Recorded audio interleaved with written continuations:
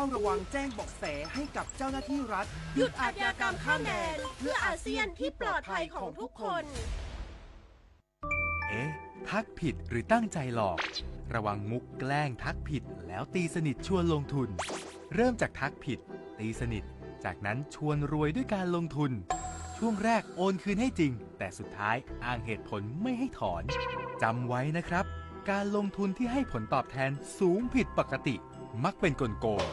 ตั้งสติไม่เชื่อไม่สูญเงินพบเบาะแสแจ้งตำรวจไซเบอร์1441ตลอด24ชั่วโมงดูข่าวอีกแล้วไถฟีดจนตาลายสมองจะไหม้แล้วเนี่ยอ้าวพอใจเราไม่ใช่หม้อไฟจะได้เดือดตลอดเวลาแล้วจะให้ทำยังไงอะก็พักข่าวพักใจไงวางมือถือบ้างไม่ดูเรื่องเครียดเลิกตามดราม่าครบชั่วโมงก็ลุกเดินหน่อยก่อนนอนก็อย่าเอามือถือขึ้นเตียงจริงเธอแค่เนี้ยก็หายตึงเลยเนี่ยพักข่าวพักใจใช้โซเชียลให้น้อยลงแล้วใช้ชีวิตให้มากขึ้นประชาชนจังหวัดชลบุรียังคงปักหลักที่โรงยิมเทศบาลเมืองชลบุรีเพื่อรอคำชี้แจงเพิ่มเติมเกี่ยวกับการนับคะแนนใหม่จากรองเลขาธิการกกต.ณ โรงยิมเทศบาลเมืองชลบุรียังคงมีประชาชนนับพันคนรอฟังคำชี้แจงจากร้อยตำรวจเอกชนินทร์น้อยเล็กรองเลขาธิการกกต.หลังมีการประชุมร่วมกันของกกต.ทั้ง7คนตั้งแต่เวลา 10 นาฬิกาที่ผ่านมาและแถลงการเมื่อเวลา 14 นาฬิกาซึ่งสำนักงานคณะกรรมการการเลือกตั้งได้มีมติและมอบหมายให้เจ้าหน้าที่ลงพื้นที่มาตรวจสอบร่วมกับกกต.ชลบุรีภายใน2วันและรายงานกลับไปยังคณะกรรมการการเลือกตั้งส่วนกลางทั้งนี้กลุ่มผู้ชุมนุมยังคงไม่พอใจในถ้อยแถลงของกกต.ส่วนกลางจึงยังคงปักหลักรอคำชี้แจงโดยระบุว่าจะช่วยกันผลัดเปลี่ยนหมุนเวียนกันเข้ามาเฝ้าดูการทำงานของเจ้าหน้าที่เพื่อติดตามความคืบหน้าของกระบวนการตรวจสอบอย่างใกล้ชิดและยังคงยืนยันจุดยืนในการเรียกร้องความโปร่งใสและความเป็นธรรมด้วยการยืนถือป้ายข้อความคำว่านับใหม่เรียกร้องให้กกต.มีคำชี้แจงถึงเหตุการณ์ที่เกิดขึ้นเพื่อสะท้อนเจตจำนงของประชาชนอย่างแท้จริงณัฐยา โททการนันท์ สวท ชลบุรีรายงานรองผู้บัญชาการตำรวจแห่งชาติสั่งการตำรวจทั่วประเทศเฝ้าระวังการปลุกระดมมวลชนและการปล่อยข่าวลือสร้างความวุ่นวายภายหลังการเลือกตั้งพลตำรวจเอกสำราญ นวลมารองผู้บัญชาการตำรวจแห่งชาติในฐานะผู้อำนวยการศูนย์อำนวยการรักษาความปลอดภัยและความสงบเรียบร้อยการเลือกตั้งสำนักงานตำรวจแห่งชาติประชุมติดตามสถานการณ์ความสงบเรียบร้อยการจัดการเลือกตั้งโดยพบว่าปัจจุบันมีประเด็นปัญหาข้อร้องเรียน17เขตเลือกตั้งใน15จังหวัดเช่นพบใบนับคะแนนอยู่ในถังขยะการปิดกั้นผู้สังเกตการความไม่โปร่งใสในการนับคะแนนเป็นต้นซึ่งส่วนใหญ่มีการยื่นคำร้องดำเนินการแก้ไขและดำเนินคดีแล้วยังเหลือบางจุดที่กำลังดำเนินการโดยคณะกรรมการการเลือกตั้งหรือกกต.จึงกำชับให้ตำรวจทุกหน่วยทุกพื้นที่ดำเนินการตามแนวทางปฏิบัติ3ด้านหลักได้แก่ให้ชุดปฏิบัติการข่าวติดตามปฏิกิริยาของกลุ่มต่างๆในพื้นที่อย่างใกล้ชิดซึ่งอาจมีการระดมมวลชนเพื่อสร้างสถานการณ์ความวุ่นวาย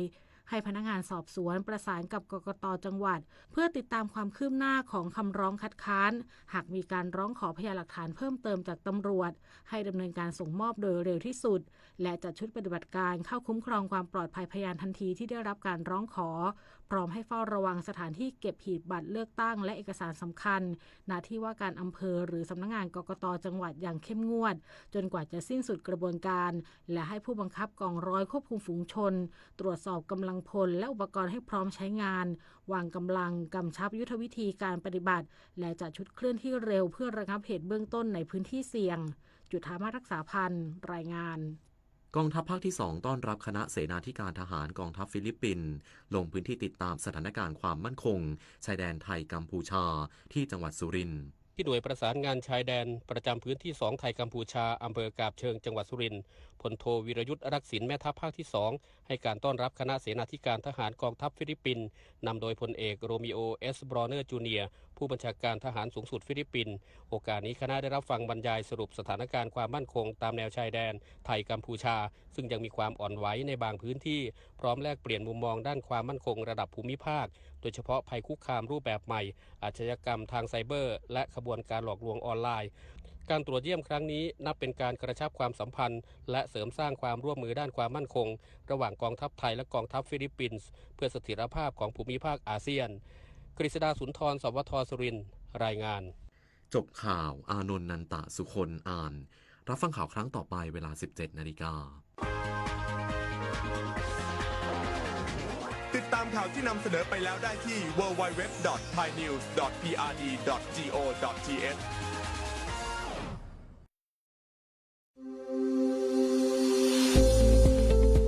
หลากหลายข้อมูลข่าวสารจากรัฐจัดเต็มข่าวเด่นในพื้นที่เมืองเหนือ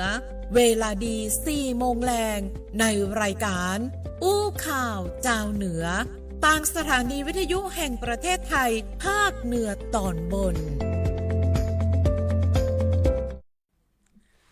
สวัสดีครับ สวัสดีครับ ตอนรับเข้าสู่รายการอู้ข่าวเจ้าเหนือนะครับวันนี้สถานีวิทยุกระจายเสียงแห่งประเทศไทยจังหวัดลำพูนกับว่าสวทลำพูนนะครับวันนี้เป็นแม่ขายในแม่ขายวะ แม่ขายในการส่งกระจายเสียงเนาะแล้วก็แพร่ภาพทางออนไลน์ทางเพจ Facebook สวทลำพูน FM 95ส่งกระจายเสียงไปในพื้นที่8จังหวัด11สถานีนี่70จังหวัด8สถานี กับผมดีเจแอนธนากรลังกาพินเนาะดีเจโอมวุฒิชัยพงศ์วุฒิศักดิ์ค่ะครับผมช่วงนี้สภาพอากาศเป็นไงพ่องก็ยังคงเย็นนะแล้วก็จะมีหมอกในตอนเช้านะครับโดยเฉพาะวันที่11ถึง15นี่ยังเย็นแล้วก็มีหมอกอยู่นะครับหมอกยังน่ะหมอกหนามีหมอก PM ด้วยก่อนมีตัวช่วงนี้ PM 2.5 เริ่มมาแล้วเนอะพี่น้องคุณผู้ฟังนะครับก็ดูแลสุขภาพตัวเก่าตัวกันละกันนะครับวันนี้เนาะไอ้อมเนาะวันนี้เรามีข่าวสารในพื้นที่8จังหวัดภาคเหนือหลายเรื่องราวนะครับเรื่องราวที่สำคัญโดยเฉพาะปุ่นต่างฝั่งเชียงใหม่ปรากฏว่าหลายคนก็น่าจะติดตามเนาะคดีที่เพิ่นเฮายิงตำรวจตั้งแต่ปลายเดือนมกราคมละถ้าจำบ่ผิดนะแม่นเป็นการก่อเหตุแบบอุกอาจมากเดี๋ยววันนี้จะได้มาเล่ารายละเอียดให้ฟังเห็นว่ายับได้แล้วแล้วก็สาเหตุที่ยิงตำรวจนั่นก็ฮู้ละมาจากอะไรอย่างเนาะเดี๋ยวเรามาคุยกันครับผมติดตามกันได้ในช่วงนี้เนาะข่าวสารบ้านเฮาในพื้นที่8จังหวัดภาคเหนือครับอู้ข่าวเจ้าเหนือช่วงข่าวสารบ้านเฮาเจียงใหม่ลำปูนลำปางแม่ฮ่องสอน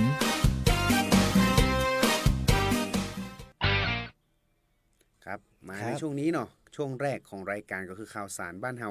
ในพื้นที่ของเจียงใหม่ลำปูนลำปางแม่ฮ่องสอนนะครับวันนี้มีข่าวมาฝากใช่เฮาก็จะไปเริ่มกันที่เจียงใหม่นะครับไปติดตามเหตุการณ์ที่อุกอาจเนาะยิงเจ้าหน้าที่ตำรวจเมื่อช่วง27 มกราคมที่ผ่านมานะครับแล้วก็วันนี้นะตำรวจภูธรภาค5ก็มีการแถลงข่าวจับกุมตัวนายวิภาคนะซึ่งก็เป็นมือยิงตำรวจสพ.สันกำแพงนะครับวันนี้ที่ห้องประชุมพระพุทธประธานยศบารมีในตำรวจภูธรภาค5นะครับก็นำโดยผู้บัญชาการตำรวจภูธรภาค5ก็ร่วมกับหน่วยงานที่เกี่ยวข้องแถลงนะครับจับกุมนายวิภาควงวันอายุ36ปีนะดีเจครับก็เป็นผู้ต้องหาตามหมายจับของศาลจังหวัดเชียงใหม่นะครับก็โดนข้อหาเนาะความผิดฐานพยายามฆ่าเจ้าพนักงานนะครับกรณีที่ใจอาวุธปืนยิงตำรวจสพ.สันกำแพงจังหวัดเชียงใหม่เมื่อ27 มกราคมที่ผ่านมาพอยิงปุ๊บก็ได้ลบหนีไปนะครับหนีไปจนวันที่9เวลาประมาณตี 1 กึ่งนะเจ้าหน้าที่ชุดจับกุมก็ได้รับแจ้งจากสายลับสายลับเนาะครับผมสายลับพบผู้ต้องหาลบหนีอยู่บริเวณชายแดนบ้านอรุโนไทยตำบลเมืองนะอำเภอเชียงดาวจังหวัดเชียงใหม่เจ้าหน้าที่ตำรวจก็ได้ไปตรวจสอบแล้วก็ควบคุมตัวนายวิภาควงวันซึ่งเป็นผู้ต้องหานะครับโดยในขณะที่รับตัวผู้ต้องหาก็มีกระเป๋าสะพายหลังสีดำติดตัวมา1ใบจากการตรวจค้นนะครับก่อนนำเข้าห้องขังเนาะก็ได้ค้นกระเป๋าต่อหน้าผู้ต้องหานะครับซึ่งผู้ต้องหาก็ยอมรับว่าเป็นของตัวเองนะครับแล้วก็พอค้นในกระเป๋านะปะกล่องโทรศัพท์ยี่ห้อหนึ่งภายในกระเป๋าสะพายหลังสีดำอันนั้นนะเมื่อเปิดออกนะตรวจสอบปะถุงพลาสติกจำนวน2ถุงนะสีน้ำเงินสีน้ำตาลนะครับแล้วก็ภายในถุงสีน้ำเงินก็บรรจุยาบ้าจำนวน752เม็ดนะแล้วก็จากการสอบสวนผู้ต้องหาก็ให้การว่าในวันที่เกิดเหตุนั้นน่ะได้พกพาอาวุธปืนติดตัวแล้วก็มียาเสพติดนะครับในกระเป๋าเนาะเกรงว่าหากเจ้าหน้าที่เปิดตรวจค้นจะถูกดำเนินคดีซ้ำเดิมแห่งกำหนึ่งนะครับเพราะกำลังออกพ้นโทษออกมานะครับจึงได้ใจปืนยิงตำรวจเพื่อลบหนีจนถูกติดตามจับกุมดังกล่าวนี่ครับดีเจครับผมก็ถือว่าจับได้แล้วเป็นที่เรียบร้อยเนาะอย่างว่าไปนะครับยาเสพติด752เม็ดเนี่ยก็มีหลายประเภทเนาะนะครับเป็นแบบสีส้มสีแดงแล้วก็มีตัวหนังสือสลักติดเนาะแต่ผมก็รวบคือว่ามี752เม็ดเนาะที่มีการ คนยาเสพติดตัวอันนี้ก็ถือว่าเป็นสิ่งที่เพิ่นเฮาอย่างก็ทำผิดแล้วยังทำผิดซ้ำอีกปานปอนะครับพยายามฆ่าผู้อื่นแหม นักไปแหม อันนี้ก็ถือว่าเป็นคดีหนักเลยทีเดียวกลับไปติดคุกต่อนะครับไปกันที่จังหวัดเชียงใหม่ตังอำเภอฝางปุ้นเนาะนะครับทางด้านจังหวัดเชียงใหม่เปิ้นเองก็มีการคัดกรองนะครับด้านสุขภาพให้กับหน่วยเปิ้นเฮาว่าหน่วยที่เปิ้นดูแลนะครับลาดตระเวนไฟป่าเพราะว่าเดี๋ยวนี้ก็เข้าสู่ในช่วงของฝุ่นละอองที่มันเข้ามาเนาะนะครับเปิ้นจึงมีการตรวจสุขภาพเพื่อที่จะเตรียมความพร้อมในการปฏิบัติหน้าที่นั่นเองนะครับทางด้านนายอัศนัยนินพุทธสานะครับหัวหน้าอุทยานแห่งชาติดอยผาห่มปกเพื่อได้นำเจ้าหน้าที่ตรวจความพร้อมร่างกายเตรียมรับมือกับไฟป่าในปี 69 นะครับเพื่อเป็นการป้องกันการสูญเสียและก็ลดอุบัติเหตุที่อาจจะเกิดขึ้นกับทางด้านสุขภาพเนาะของเจ้าหน้าที่เนื่องจากภารกิจในเรื่องของการป้องกันแล้วก็ดับไฟป่าเนี่ยถือว่ามีความเสี่ยงสูงนะครับบางทีเนี่ยเปิ้นเฮาเนี่ยถ้าอู้เป็นภาษาเมืองนี่เนาะใกล้ตาแต่มันไกลตีนเฮาปุ่นหันเหมือนอยู่ตรงนั้นน่ะโอ้กว่าจะเตียวไปถึงเนาะบางทีเนี่ยโดยเฉพาะช่วงไหนที่ไฟมันลุกแล้วก็มันลามแล้วมันมีลมพัดเข้ามานะบางทีมันอาจจะวาบใส่ตัวเฮาเนาะแล้วประจบกับอากาศร้อนเนี่ยอันตรายมากๆซึ่งการตรวจสุขภาพในครั้งนี้เนี่ยนะครับก็ได้รับความร่วมมือจากสาธารณสุขอำเภอฝางแล้วก็โรงพยาบาลฝางเนาะคัดกรองตัวสุขภาพเชิงรุกเนาะก่อนที่จะมีการปฏิบัติหน้าที่นั่นแหละเพื่อที่จะสร้างความมั่นใจและก็ความปลอดภัยสูงสุดในการปฏิบัติหน้าที่ขณะเดียวกันนะครับในพื้นที่ของอำเภอแม่อายจังหวัดเชียงใหม่เปิ้นก็ร่วมกับโรงพยาบาลแม่อายนะครับดำเนินการตรวจสุขภาพเนาะให้กับเจ้าหน้าที่เหมือนกันนะครับในพื้นที่ของแม่อายเนี่ยนะครับก็ตรวจไปประมาณ300กว่าคนเพื่อที่จะเตรียมความพร้อมในการปฏิบัติหน้าที่ทั้งนี้เนี่ยจังหวัดเชียงใหม่เปิ้นก็เตรียมทำประกันภัยให้กับอาสาสมัครจำนวนตึงมดเนี่ย 18,232 คนเชียงใหม่มีหลายอำเภอเนาะนะอันนี้เป็นภาพรวมเพื่อเป็นความกำลังใจในการปฏิบัติภารกิจแล้วก็ป้องกันแก้ไขปัญหาไฟป่าหมอกควันแล้วก็ฝุ่นละออง PM 2.5 นั่นเองนะครับก็ถือว่าเป็นการตรวจเช็คเบื้องต้นเนาะว่าสุขภาพเป็นยังไงพ้องเนาะแล้วเดี๋ยวช่วงระหว่างที่เปิ้นดำเนินเปิ้นเฮาเนี่ยทำหน้าที่ก็น่าจะมีการตรวจสอบไปตัวในตัวเพื่อเป็นการป้องกันเนาะอย่างบางคนเนี่ยเปิ้นอาจจะมีโรคโดยที่เพิ่นบ่ฮู้ตัวเนาะอย่างปีก่อนนี่ยังเป็นมีโรคประจำตัวเตื้อปีนี้ไปตรวจอาจจะมีก็ได้เดี๋ยวมันจะซ้ำใหญ่เวลาเปิ้นไปปฏิบัติหน้าที่เนาะก็เพื่อความปลอดภัยนั่นเองนะครับครับเฮาไปกันที่อบจลำพูนเนาะดิเจเนาะครับอบจลำพูนนิทัศน์2569นะครับเปิ้นก็มีการเปิดเวทีแสดงผลงานการแข่งขันทักษะวิชาการด้านภาษาและก็วัฒนธรรมไทยจีนนะครับวันนี้นี่เองนะครับอบจลำพูนก็ได้รับเกียรติจากนายเฉินไห่ผิงนะก็เป็นกงสุลใหญ่แห่งสาธารณรัฐประเทศจีนประจำเชียงใหม่นะครับก็เป็นประธานในพิธีเปิดงานอบจลำพูนนิทัศน์2569โดยนายวิรเดชผู้พิสิทธิ์นายกอบจแล้วก็ท่านรองผู้ว่าราชการจังหวัดลำพูนเนาะนางสาวเบญจวรรณมีเผือกก็รวมถึงการต้อนรับนะครับ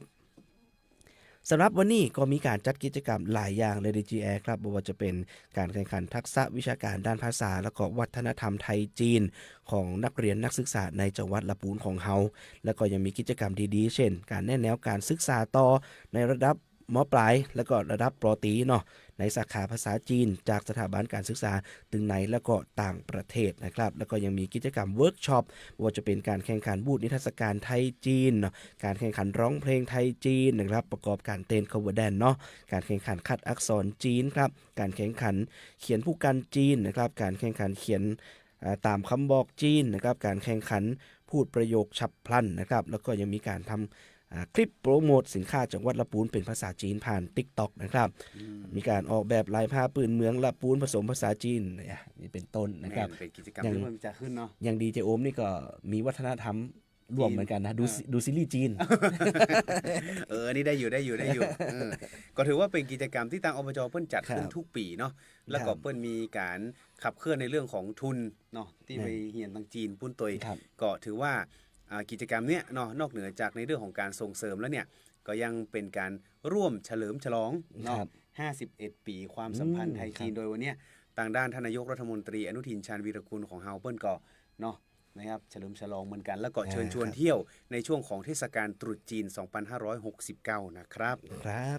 ไปกันแฮมตี้นึงไปกันที่จังหวัดลำปางนะครับจังหวัดลำปางมูลนิธิสถานีอนามัยเฉลิมพระเกียรติ 60พรรษานวมินทราชินีลงพื้นที่ตรวจเยี่ยมนอกสถานีอนามัยเฉลิมพระเกียรติบ้านตุงกล้วยนะครับอำเภอเมืองจังหวัดลำปางครับ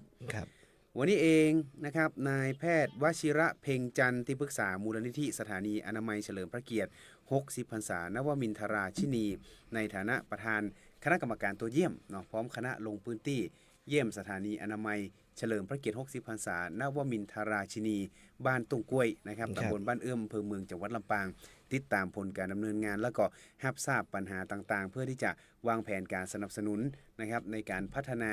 สถานีอนามัยให้มีคุณภาพแล้วก็มีประสิทธิภาพนะครับทั้งนี้นะครับในปีตั้งแต่35เนาะปีพุทธศักราช2035ก่อนผมเกิด1ปีสถานีอนามัยแห่งนี้เนี่ยนะครับได้รับการจัดสรรงบประมาณตามโครงการทศวรรษแห่งการพัฒนาสถานีอนามัยเนื่องในโอกาสพิธีมหามงคลเฉลิมพระชนมพรรษา60พรรษาของสมเด็จพระนางเจ้าสิริกิติ์พระบรมราชินีนาถนะครับจึงได้รับพระราชทานนามว่าสถานีอนามัยเฉลิมพระเกียรติ60พรรษาณวมินทราชินีบ้านทุ่งกล้วยนะครับแล้วก็ได้รับการพัฒนาเป็นศูนย์สุขภาพชุมชนตั้งแต่ตุลาคมปี44ก่อนจะได้รับการยกระดับเป็นรพสตก็คือโรงพยาบาลส่งเสริมสุขภาพประจำตำบลเมื่อ1กรกฎาคมปี52เป็นต้นมาซึ่งก็ได้ทำหน้าที่เป็นแม่ข่ายในแก่สถานีอนามัยใกล้เคียงนะผมว่าจะเป็นตำบลบ้านค่าตำบลบ้านเอื้อมรวม4แห่งด้วยกันเพื่อประสานงานและก็คือการสนับสนุน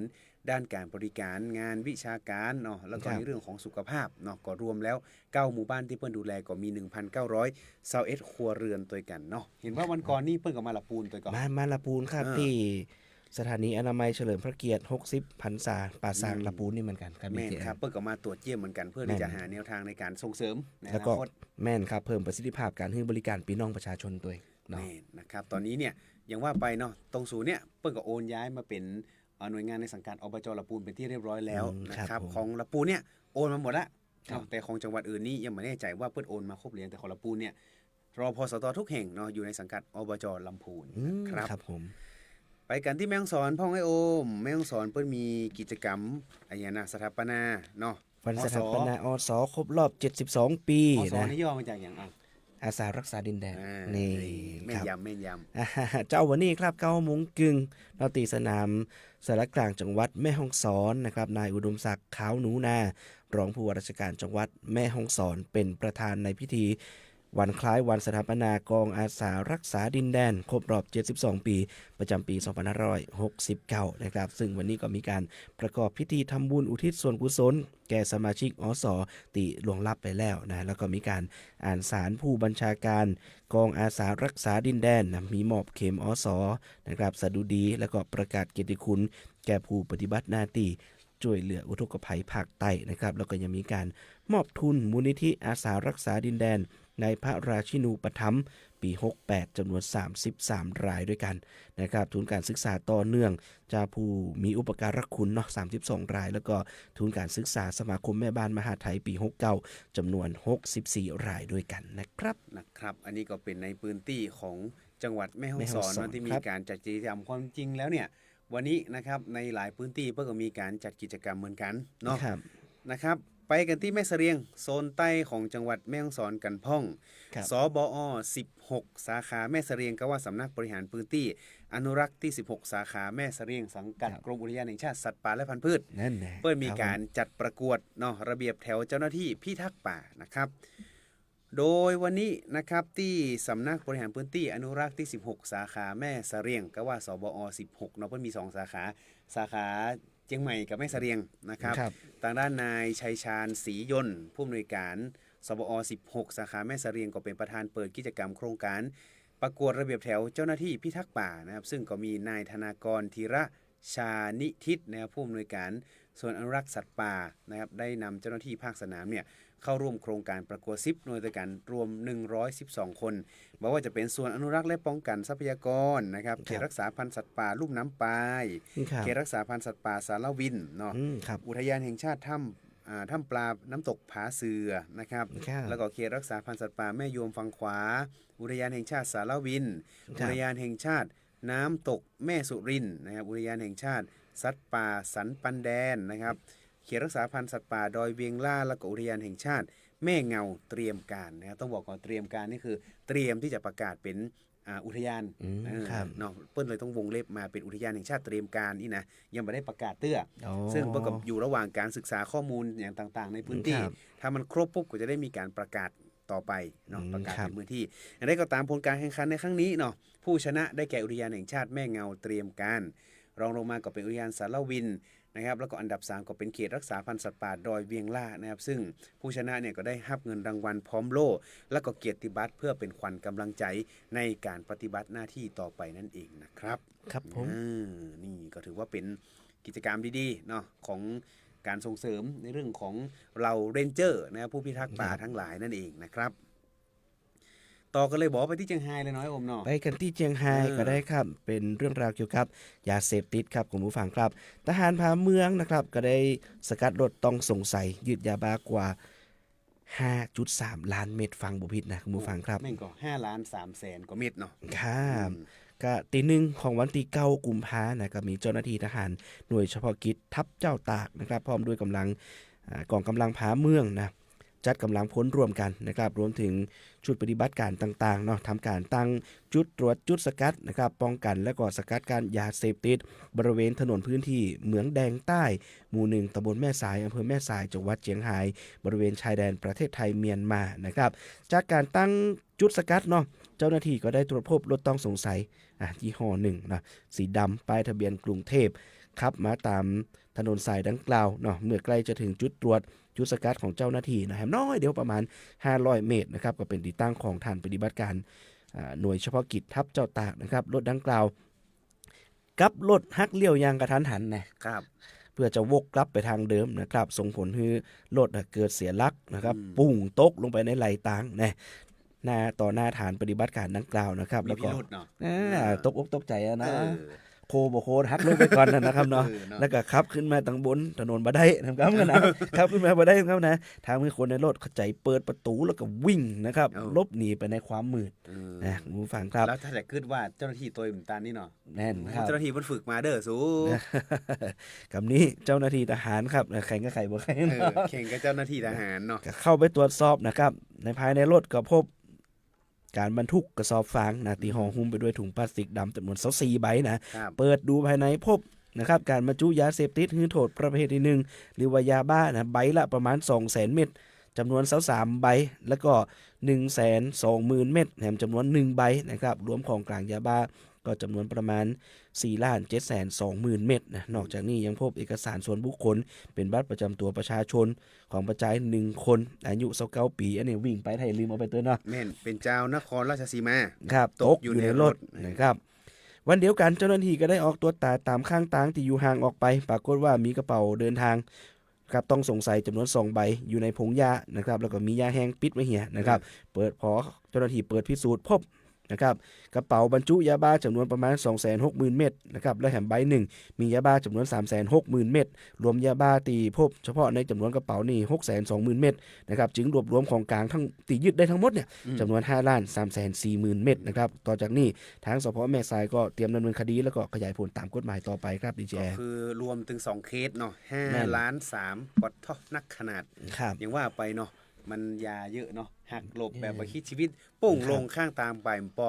รถตัวเก่ามาเฮงหรอครับแล้วก็วิ่งหนีไปแหมเจ้าหน้าที่ทหารเพื่อก็วิ่งตัวอีกอ่ะเพิ่นวิ่งตึงวันเนี่ยสวยซ้ำสวยซ้อนนะครับลบขึ้นมาบ่ได้เนี่ยบัตรประชาชนตกแหมนี่นะเรียบร้อยก็ตรวจสอบได้เลยนะครับก็ติดคุกกันไปเนาะไปกันที่จังหวัดพะเยากันพ้องจังหวัดพะเยาเปิ้นก็มีการกิจกรรมจัดกิจกรรมวันเปิ้นเฮาอย่างวันสถาปนาอสเหมือนที่ตะกี้เลยที่จังหวัดพะเยาเนาะทางด้านนายกองเอกออนอาภาโลวีระนะครับผู้บังคับการกองอาสารักษาดินแดนพะเยาเป็นประธานในการเปิดงานดังกล่าวเนาะในโอกาสครบรอบ72 ปีนะครับประจำปี69ที่กองร้อยอาสารักษาดินแดนจังหวัดพะเยาที่2นะครับ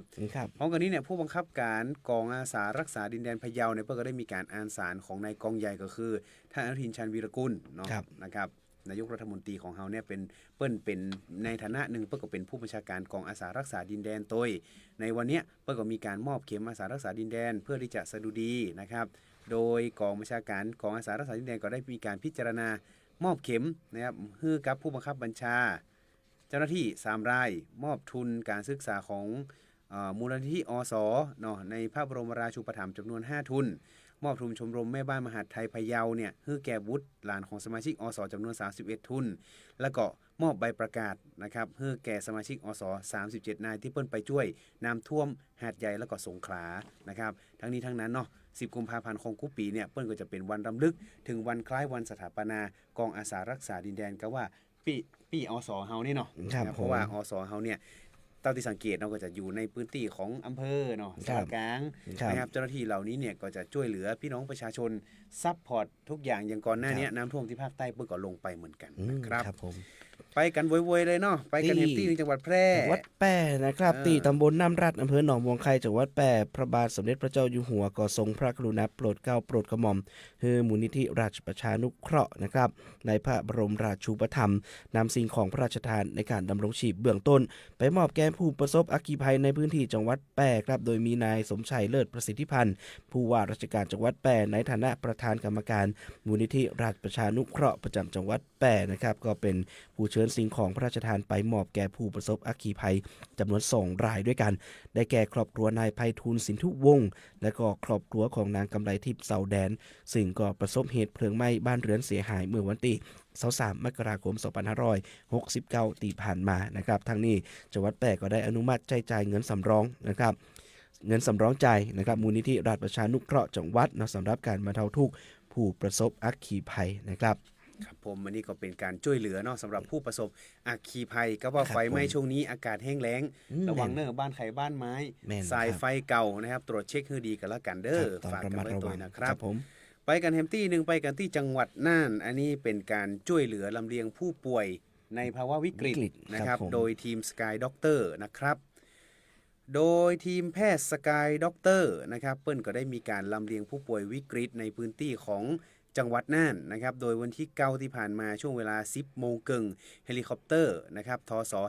5120สังกัดกระทรวงทรัพยากรธรรมชาติและสิ่งแวดล้อมก็ได้มีการปฏิบัติภารกิจลำเลียงผู้ป่วยวิกฤตจากอำเภอปัวจังหวัดน่านเนาะแล้วก็ส่งต่อเข้ารับการรักษาอย่างเร่งด่วนที่โรงพยาบาลลำปางจังหวัดลำปางเป็นโรงพยาบาลศูนย์เนาะนะครับโดยเฮลิคอปเตอร์เนี่ยเพิ่งก็ไปรับแพทย์จากปุ้นมาก่อนที่เชียงใหม่เนาะแล้วก็ยกตัวไปที่จังหวัดน่านแล้วก็เอาจากจังหวัดน่านเนี่ยมารักษาอย่างเร่งด่วนที่จังหวัดลำปางเนาะโดยผู้ป่วยเนี่ยก็เป็นแม่หญิงสูงวัยเนาะอายุ71ปีนะครับป่วยเป็นภาวะโรคหลอดเลือดสมองนะครับซึ่งก็อยู่ในภาวะที่วิกฤตจำเป็นที่ต้องให้รับการรักษาอย่างเร่งด่วนนะครับโดยการส่งต่อผ่านระบบสกายด็อกเตอร์นะครับซึ่งระบบเนี้ยนะครับก็จะเป็นการเพิ่มโอกาสรอดชีวิตแล้วก็ลดระยะเวลาในการเข้าถึงการรักษาเนาะอย่างปกติแล้วเนี่ยถ้าออกจากอำเภอปัวมาถ้านั่งรถมานี่ก็เมินแต่ถ้าเฮลิคอปเตอร์เนี่ยบินแบบไม่มีสิ่งกีดขวางเนาะแป๊บเดียวก็ถึงจะไวนะครับเพิ่มโอกาสรอดชีวิตได้สูงนี่ขอบคุณทีมแพทย์ตุยนะครับและนี่ก็เป็นข่าวสารตึงมดนะครับของ8จังหวัดภาคเหนือที่เอามาบอกกล่าวเล่าความนะครับเพื่อกับคุณผู้ฟังได้ฟังกันนะครับวันนี้ผมดีเจแอร์ธนากรลังกาพินครับดิเจองวุฒิชัยพงศ์วุฒิศักดิ์ครับครับผมแน่ตะกี้กระตุกนิดนึง เดี๋ยวช่วงต่อไปนะครับจะเป็นช่วงของรายการใต้ร่มพระบารมีพระพันปีหลวงนะครับติดตามได้เนาะนะครับจากทางสวทบึงกาฬนะครับเปิ้ลก็จะนำเสนอนะครับในเรื่องของภารกิจของพระพันปีหลวงเนาะจะมีความเป็นมาเป็นไปอย่างไรติดตามได้ในช่วงต่อไปวันนี้ต้องลาไปก่อนครับสวัสดีครับสวัสดีครับ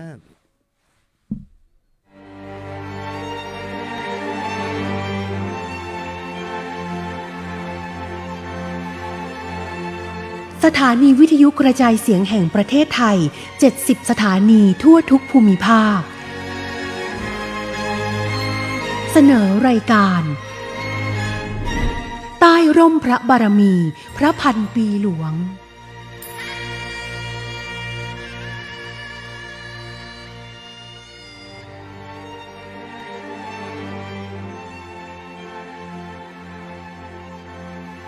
สวัสดีครับคุณผู้ฟังขอต้อนรับคุณผู้ฟังเข้าสู่รายการใต้ร่มพระบารมีพระพันปีหลวงทางสถานีวิทยุกระจายเสียงแห่งประเทศไทยภูมิภาคทั่วประเทศผมจตุรพรผานาคผู้ดำเนินรายการจากสถานีวิทยุกระจายเสียงแห่งประเทศไทยจังหวัดบึงกาฬครับสำหรับรายการของเรานะครับจะนำเสนอเรื่องราวของสมเด็จพระนางเจ้าสิริกิติ์พระบรมราชินีนาถพระบรมราชชนนีพันปีหลวงซึ่งถือว่าเป็นศูนย์รวมใจของประสบนิกรทั่วประเทศ นะครับเป็นแม่ของแผ่นดินคำว่าแม่ถือว่าเป็นคำที่มีความยิ่งใหญ่มากๆนะครับการกระทำของแม่คือการปกป้องลูกและอยากให้ลูกได้ดีเท่าที่ตัวเองจะสามารถทำได้นะครับซึ่งนี่เองคือสิ่งที่สมเด็จพระนางเจ้าสิริกิติ์พระบรมราชินีนาถพระบรมราชชนนีพันปีหลวงทรงกระทำมาตลอดพระชนชีพครับ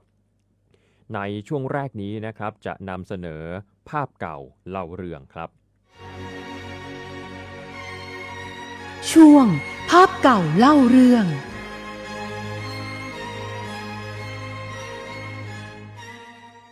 ภาพเก่าเล่าเรื่องวันนี้นะครับจะนำเสนอภาพบรรยากาศเมื่อครั้งสมเด็จพระนางเจ้าสิริกิติ์พระบรมราชินีนาถพระบรมราชชนนีพันปีหลวงได้เสด็จเป็นผู้แทนพระองค์พระบาทสมเด็จพระบรมชนกาธิเบศรมหาภูมิพลอดุลยเดชมหาราชบรมนาถบพิตรเสด็จเยือนสาธารณรัฐประชาชนจีนครับโดยในครั้งนั้นสมเด็จพระนางเจ้าสิริกิติ์พระบรมราชินีนาถพระบรมราชชนนีพันปีหลวงทรงฉลองพระองค์ตัดเย็บจากผ้าไหมมัดหมี่ผ้าไหมลายเกล็ดเต่าและผ้าไหมพื้นออกแบบโดยห้องเสื้อจีวองชี่ในพิธีรับเสด็จอย่างเป็นทางการณมหาศาลาประชาคมกรุงปักกิ่งเมื่อวันที่16ตุลาคมพุทธศักราช2543เป็นความสง่างามของสมเด็จพระบรมราชชนนีพันปีหลวงที่เสด็จเยือนสาธารณรัฐประชาชนจีนครับโดยเสด็จพระราชดำเนินแทนพระองค์พระบาทสมเด็จพระบรมชนกาธิเบศรมหาภูมิพลอดุลยเดชมหาราชบรมนาถบพิตรในการเสด็จเยือนสาธารณรัฐประชาชนจีนอย่างเป็นทางการตามคำกราบบังคมทูลเชิญของนายเจียงเจ๋อหมินประธานาธิบดีแห่งสาธารณรัฐประชาชนจีนซึ่งนับเป็นช่วงเวลาสำคัญที่ฉลองพระองค์ผ้าไหมไทยได้เปล่งประกายบนเวทีโลกอย่างสง่างาม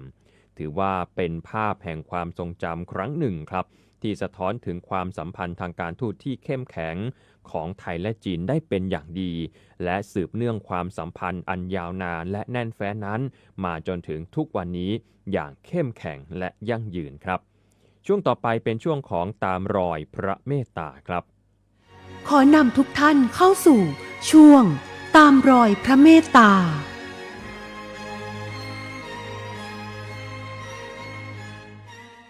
ช่วงตามรอยพระเมตตาวันนี้นะครับจะพาคุณผู้ฟังทุกท่านเดินทางมาที่จังหวัดบึงกาฬที่โครงการฟาร์มตัวอย่างตามพระราชดำริสมเด็จพระนางเจ้าสิริกิติ์พระบรมราชินีนาถพระบรมราชชนนีพันปีหลวงและจะพาไปที่โครงการส่งเสริมศิลปาชีพบ้านโชคอำนวยหมู่ที่10ตำบลท่าดอกคำอำเภอบึงโขงหลงจังหวัดบึงกาฬครับพาไปที่แรกก็คือโครงการฟาร์มตัวอย่างตามพระราชดำรินะครับสำหรับโครงการฟาร์มตัวอย่างตามพระราชดำริสมเด็จพระนางเจ้าสิริกิติ์พระบรมราชินีนาถพระบรมราชชนนีพันปีหลวงเกิดขึ้นเมื่อวันที่23กุมภาพันธ์พุทธศักราช2540เนื่องจากสมเด็จพระนางเจ้าสิริกิติ์พระบรมราชินีนาถพระบรมราชชนนีพันปีหลวงได้เสด็จเยี่ยมเยียนราษฎรและนักเรียนโรงเรียนบ้านชุมแปะตำบลบ้านแปะอำเภอจอมทองจังหวัดเชียงใหม่ขณะนั้นมีราษฎรผู้หนึ่งได้เข้าเฝ้าและขอพระราชทานความช่วยเหลือโดยทูลพระองค์ว่าตนเองได้เข้าทำการบำบัดยาเสพติดและได้เลิกยาเสพติดเรียบร้อยแล้วแต่ก็ยังไม่มีงานทำเสียทีสมเด็จพระนางเจ้าสิริกิติ์พระบรมราชินีนาถพระบรมราชชนนีพันปีหลวงจึงมีพระราชสาวนี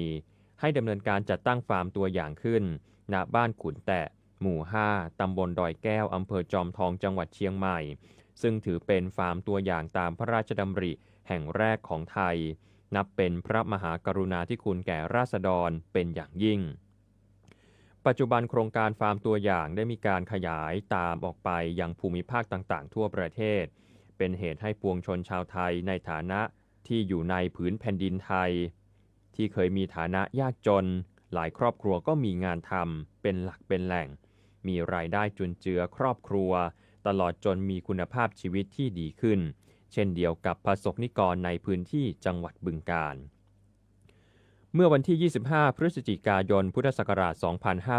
2548สมเด็จพระนางเจ้าสิริกิติ์พระบรมราชินีนาถพระบรมราชชนนีพันปีหลวง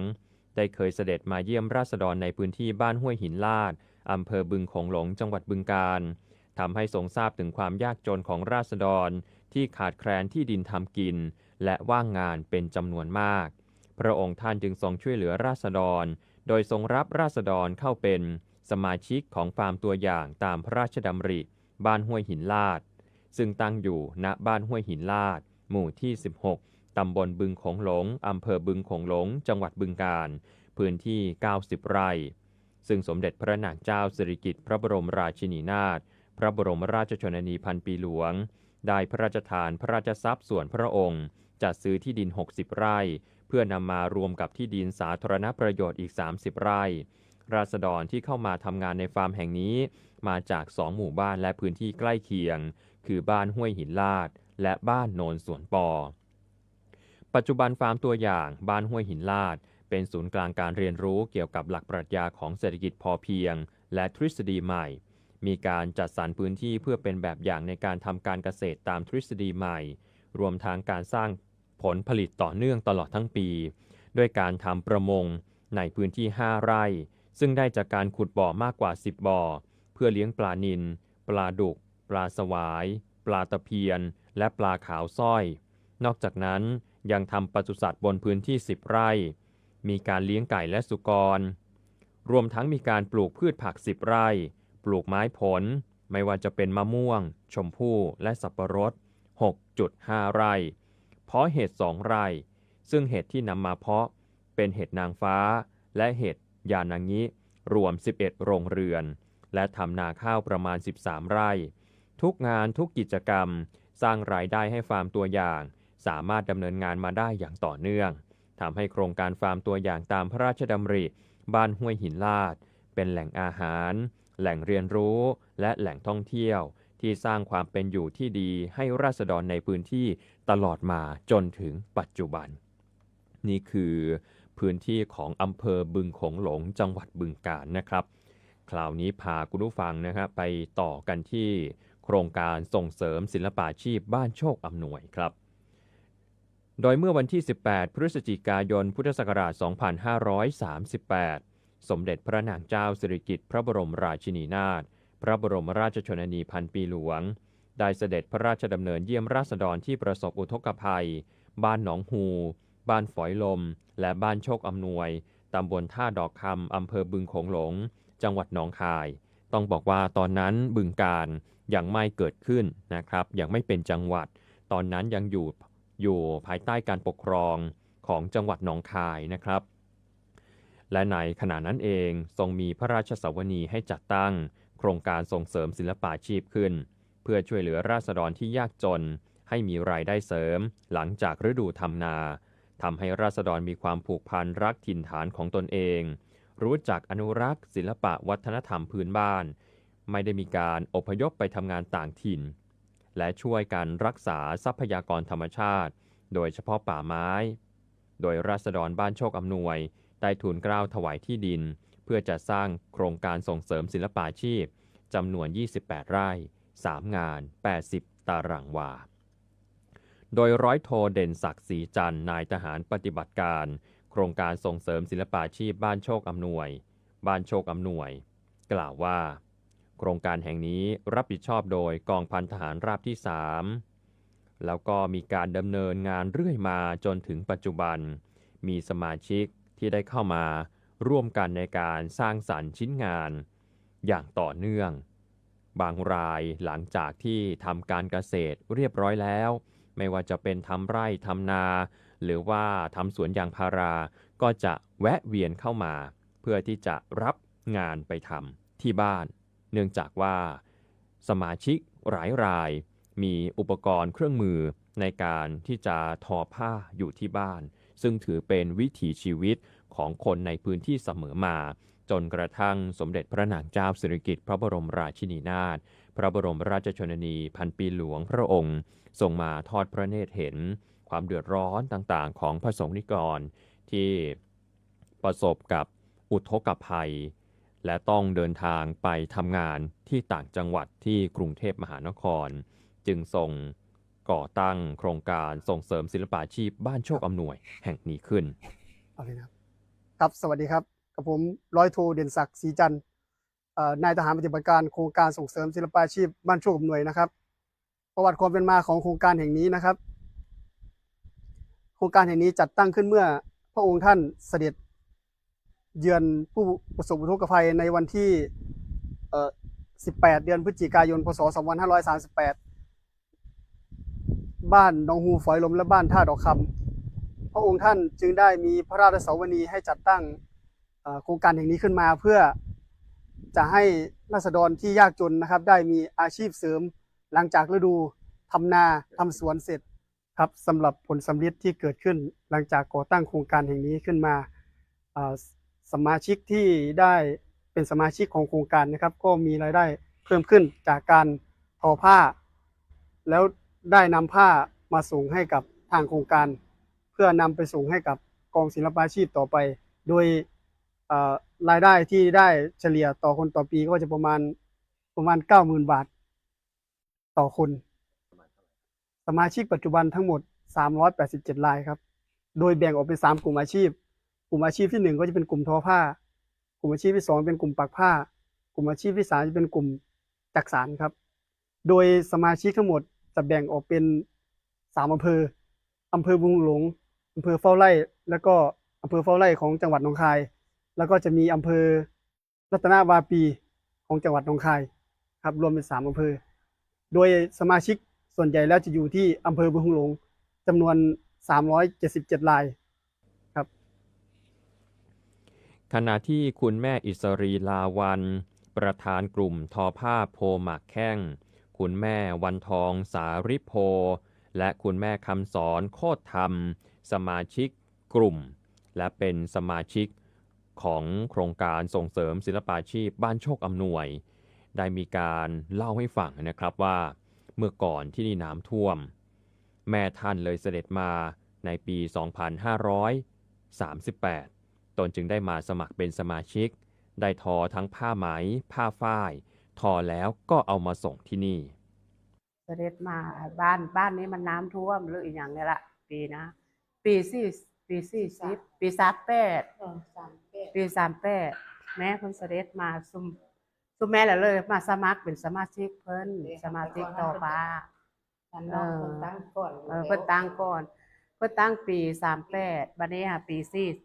40ทุกแม่เรามาสมัครเป็นสมาชิกเพิ่นมาทอผ้าไหมทอทั้งผ้าไหมผ้าฝ้ายทอแล้วก็เอามาส่งเพิ่นมาส่งแล้วเพิ่นก็เอาเข้าไปสวนจิรดาเพิ่นก็เอาเงินค่าตอบแทนมาให้ทุกแม่ค่ะบ่ได้ลงทุนลงแต่แห้งคือเส้นไหมนี่ก็บ่ได้ซื้อเส้นไหมก็มาเบิกเอาจากโครงการมาจากเจ้าหน้าที่เพิ่นแล้วก็เอาไปเฮ็ดเอาไปทอไปทอผ้ามัดมี่ทอผ้าพื้นเรียบทอผ้าหางกะโหลกแล้วแต่สมาชิกผู้ใดสิมีความสามารถออกแบบลวดลายมาเฮ็ดมาส่งเพิ่นก็ให้ค่าแรงตามฝีมือเฮาดีเฮาลวดลายมันงามสีสันงามเพิ่นก็ให้แพงแต่ว่าเพิ่นก็ให้เบิดทุกคนให้ค่าแรงเบิดทุกคนเจอค่ะเพราะว่าเพิ่นมานี้เนาะเพิ่นเสด็จมานี้แล้วเพิ่นเสด็จอันบึงคงหลงนี่คือว่า 2-3 เทื่อเพิ่นเด้แล้วเพิ่นก็ไปห้วยหินลาดห้วย3บ้านหนองแสงอีกเพิ่นเสด็จมาเพิ่นมานี้เทื่อนึงแล้วก็ไปบ้านหนองแสงแล้วก็ไปบ้านห้วยหินลาดตามตัวอย่างค่ะเริ่มเข้ามาพร้อมกับมีแต่นี่แหละเนาะเฮาเอ็ดไฮเอ็นนาแล้วนะเอ็ดไฮเอ็นนาแล้วเอ็ดสวนมันเอ็ดหยังแล้วแต่ก่อนบ่ทันได้มีสวนยางก็เฮ็ดมาเฮ็ดให้เพิ่นนี่แหละเฮ็ดส่งเพิ่นโอ้แต่ก่อนบ่ได้เป็นจังซี่ค่ะเพิ่นมาเพิ่นสิโอ้เพิ่นเสด็จมาผู้ผ่านจังซี่เฮาก็สิเป็นนักเรียนไปฝึกไปหยังจังซี่เฮาก็สิไปเฮ็ดงานไปฝึกงานไปเรียนเฮ็ดไปทอผ้าไปปักผ้าไปอีหยังทุกอย่างแหละค่ะไปเฮียนย้อมเฮียนหยังมันก็เฮาก็มีพื้นฐานอยู่แล้วค่ะ เพราะว่าพ่อแม่เฮาก็พาเฮ็ดอยู่แล้วคือจังไหมจังซี่พ่อแม่เฮาเพิ่นก็เลี้ยงเลี้ยงม้อนเลี้ยงไหม วันนี้เฮาก็เข้ามาแล้วเฮาก็มาเรียนรู้เพิ่นก็เอาครูมาสอนแล้วก็เฮาก็เรียนรู้จากประสบการณ์มาแต่พ่อแต่แม่แล้วก็มาเรียนรู้ที่เฮาไปที่เวลาที่เฮาไปงานไปการนั่นสิ สำหรับข้อมูลเสด็จของสมเด็จพระนางเจ้าสิริกิติ์พระบรมราชินีนาถพระบรมราชชนนีพันปีหลวงพระองค์ท่านได้เสด็จเยี่ยมโครงการและราษฎรในหมู่บ้านจำนวน4ครั้งดังนี้ครั้งที่1เมื่อวันที่18พฤศจิกายน2538เสด็จเยี่ยมราษฎรที่ประสบอุทกภัยบ้านหนองฮูบ้านฝอยลมและบ้านโชคอำนวยตำบลท่าดอกคำอำเภอบึงโขงหลงจังหวัดหนองคายครั้งที่2เมื่อวันที่15พฤศจิกายนพุทธศักราช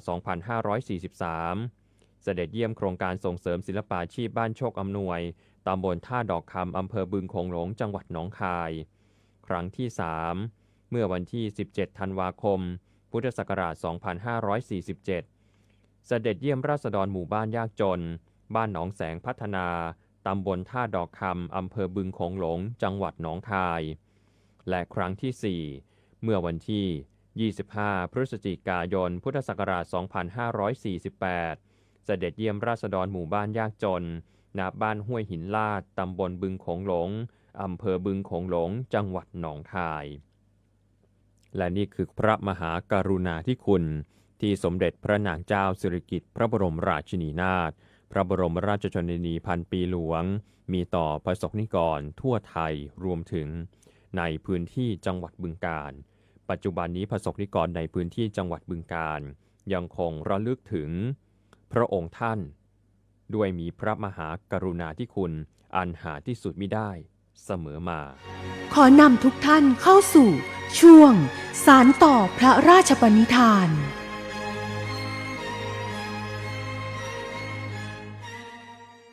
ครับสำหรับช่วงสารต่อพระราชปณิธานประสงค์นิกรผู้ประกอบอาชีพที่เกี่ยวข้องกับหัตถกรรมไทยในพื้นที่จังหวัดบึงกาฬน้อมรำลึกพระมหากรุณาธิคุณ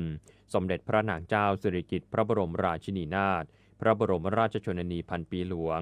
ที่ทรงมีพระราชปณิธานอันแน่วแน่ในการอนุรักษ์สืบสารงานศิลปะหัตถกรรมไทยให้คงอยู่คู่แผ่นดินที่ทรงส่งเสริมพัฒนางานศิลปะหัตถกรรมพื้นบ้านทั่วประเทศ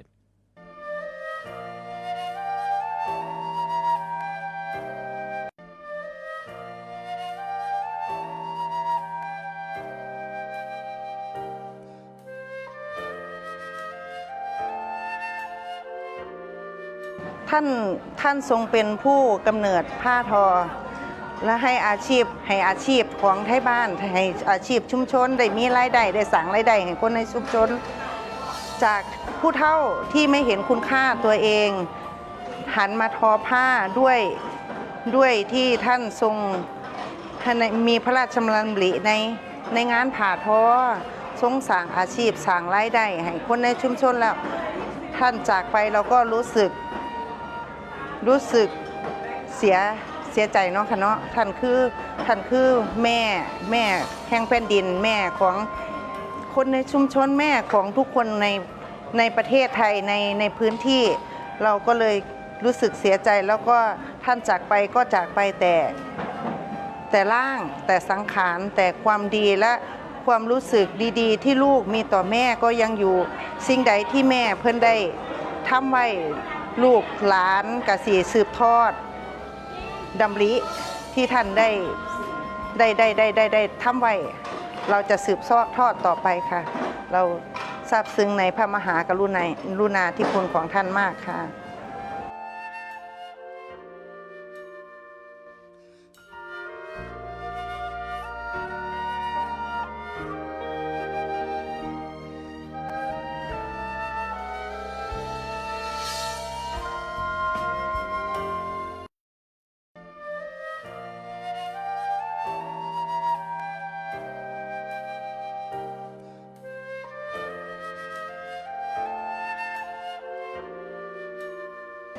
ค่ะใน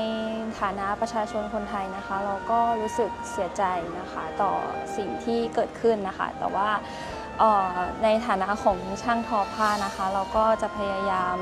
สืบสานพระปณิพานของพระองค์ท่านนะคะแล้วก็จะต่อยอดในเรื่องของผ้าให้คงอยู่ชั่วลูกชั่วหลานของเราสืบไปค่ะ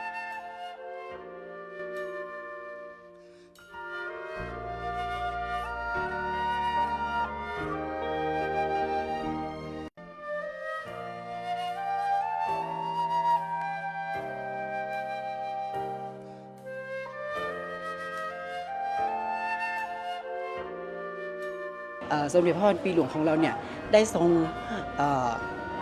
ให้กลุ่มที่เป็นกลุ่มทอผ้าที่เป็นกลุ่มแม่ได้สอนเทคนิคได้บอกเทคนิคต่างๆคือจากที่เป็นผ้าสิ้นที่ทอไว้แล้วเก็บไว้อยู่ในตู้แล้วท่านทรงให้ประชาชนเราได้นำผ้าออกมาทำเป็นแปรรูปเป็นเสื้อผ้าแฟชั่นผมมีความรู้สึกว่าผมโชคดีที่เกิดมาเป็นคนไทยผมโชคดีที่มีพระองค์ท่านได้เป็นต้นแบบในการนำผ้าไทยเอาออกมาสร้างเป็นแฟชั่นเพื่อที่จะประกาศสู่สายตาคมของสายตาของโลกของเราให้รับรู้ว่าผ้าไทยของเราใส่แล้วไม่เคยเชยใส่แล้วดูดีใส่แล้วดูมีสไตล์ดังนั้นผมมีความรู้สึกว่าหลังจากที่พระองค์ท่านทรงสวรรคตไปผมรู้สึกเสียใจแล้วก็รู้สึกหดหู่ใจว่าต่อไปนี้ต้นแบบของรากเหง้าความเป็นภูมิปัญญาท้องถิ่นได้สูญเสียไปแล้วแต่พระองค์ท่านยังคงเก็บไว้ซึ่งความทรงจำและยังคงไว้ซึ่งที่พระองค์ท่านให้นโยบายที่พระองค์ท่านมอบแนวทางให้กับเราแล้วยังคงมีความแบบว่าให้รุ่นต่อรุ่นได้สืบสานกันไปผมรู้สึกประทับใจตรงนี้ครับแล้วก็รู้สึกเสียใจเป็นอย่างมากที่ต้นแบบในการเดิน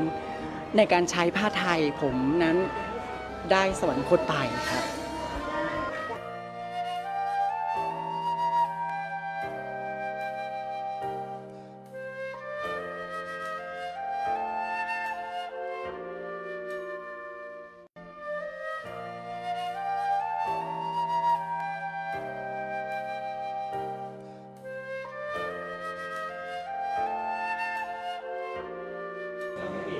ครับในนามของพี่น้องชาวจังหวัดบึงกาฬก็มีความอาลัยเป็นอย่างยิ่งที่สมเด็จพระพันปีหลวงได้สวรรคตซึ่งท่านเป็นผู้นำในเรื่องของการส่งเสริมการใช้และก็การผลิตผ้าไทยซึ่งทางกลุ่มอาชีพต่างๆของจังหวัดบึงกาฬก็ได้สืบสานเรื่องของการพัฒนาผ้าทอพื้นเมืองให้มีศักยภาพให้มีคุณภาพเพื่อสืบสานพระราชปณิธานของพระองค์ท่านให้เกิดความยั่งยืนตลอดไป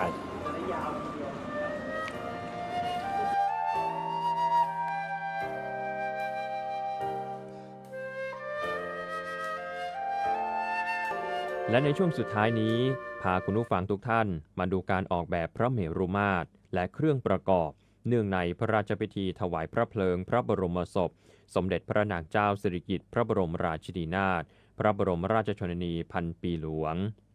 โดยกรมศิลปากรยึดหลักการออกแบบให้ถูกต้องตามโบราณราชประเพณีควบคู่กับความงดงามทางรูปแบบศิลปกรรมที่สะท้อนพระราชจริยวัตรและพระมหากรุณาธิคุณต่อประสบนิกรชาวไทยพระเมรุมาตรที่ส่วนยอดเป็นทรงมงกุฎแปลงตามเครื่องศิราภรณ์ของเจ้านายประกอบด้วยหลังคาซ้อน7ชั้นเชิงกรอนเสมอด้วยพระมหาปราสาทในพระบรมมหาราชวัง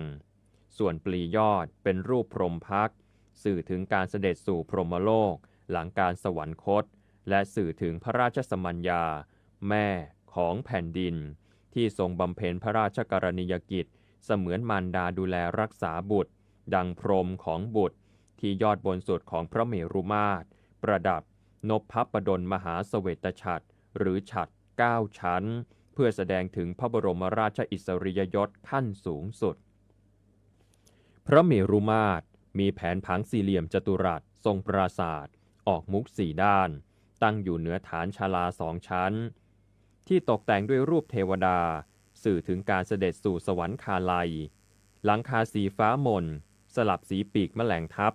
หน้าบันแต่ละด้านประดับอักษรพระนามาภิไธยสก.บนพื้นสีฟ้าเป็นสีประจำวันศุกร์ซึ่งเป็นวันพระราชสมภพพื้นหลังสีชมพูซึ่งเป็นสีแห่งสีของวันพระราชสมภพซุ้มหน้าบันจัดสร้างในลักษณะซุ้มหน้านางซึ่งได้รับแรงบันดาลใจจากรูปทรงมงกุฎและสร้อยพระศรที่เคยทรงขณะดำรงพระชนชีพ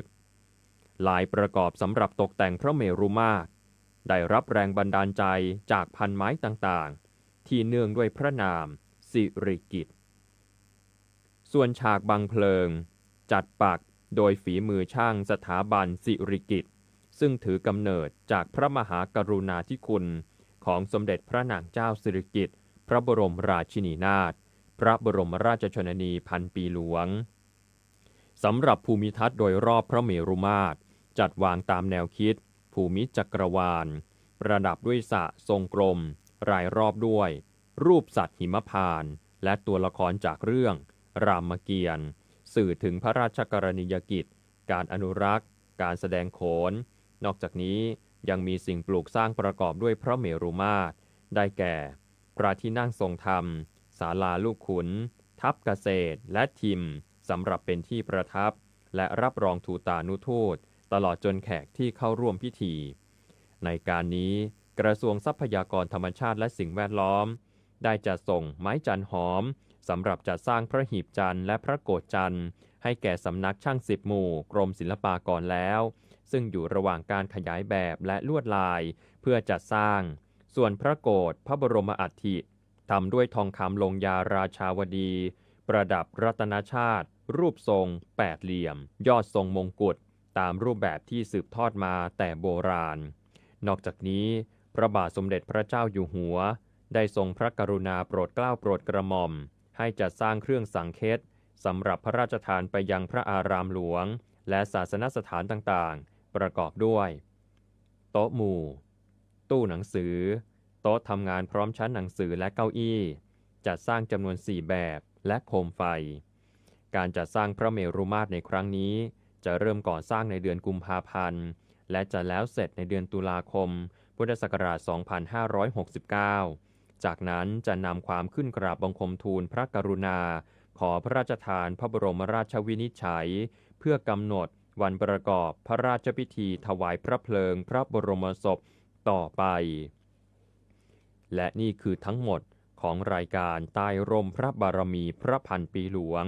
ทางสถานีวิทยุกระจายเสียงแห่งประเทศไทยภูมิภาคทั่วประเทศกระผมจตุรพร ผานาคผู้ดำเนินรายการจากสถานีวิทยุกระจายเสียงแห่งประเทศไทยจังหวัดบึงกาฬและทีมงานต้องขอตัวลาคุณผู้ฟังทางบ้านไปก่อนครับสำหรับวันนี้สวัสดีครับ